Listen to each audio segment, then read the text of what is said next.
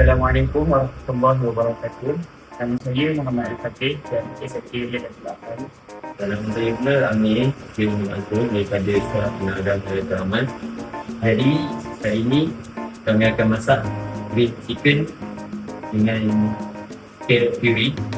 Jadi antara bahan-bahan yang akan kami gunakan untuk chicken grill, kami akan gunakan ayam,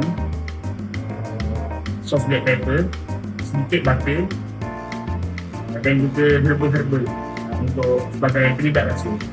Manakala untuk carrot puree pula, kami akan gunakan carrot, butter, bawang putih sikit dan sedikit bawang merah. Jadi saya akan membagikan bahan-bahan manakala Amir akan memasak. Jadi pertama sekali kita akan kerak ayam kita. Jadi ini adalah ayam yang telah dibasuh. Kita akan campurkan dengan sedikit black pepper. Kita akan campurkan dengan sedikit sos black pepper dan kita gaulkan.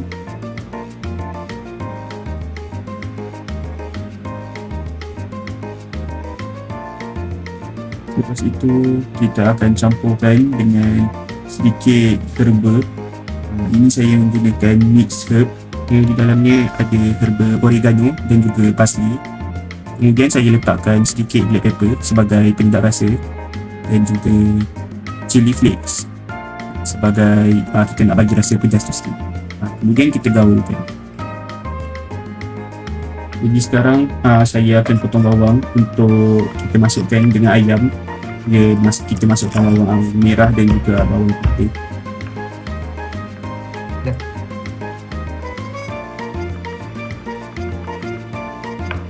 Kemudian kita akan kupas carrot dan potong carrot untuk kita punya tomato puree. Boleh juga kita masukkan bakar sekali dengan ayam.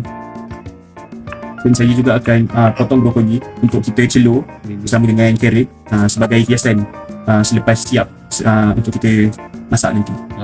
Sekarang saya akan menunjukkan cara memasak ayam kita. Masukkan ayam ke dalam kuali yang sesuai untuk memanggang dan masukkan bahan-bahan yang kita telah sediakan. Masukkan sayur-sayuran mengikut cita rasa kita. Macam saya letak bawang, carrot dan juga kentang. Masak sehingga kulit ayam sedikit kekuningan dan sayur-sayur lembut.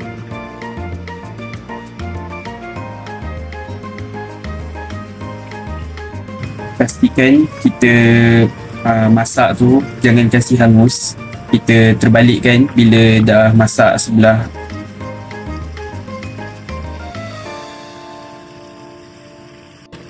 Carrot puree kita pula, rebus carrot sehingga empuk. Jadi saya celurkan brokoli di dalam air rebusan carrot yang mendidih ni sementara sebagai hiasan kita nanti.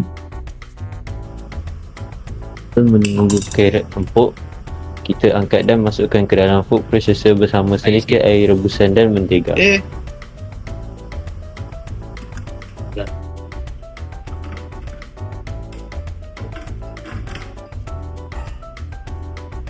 Blend. Potong sikit lagi aku rasa.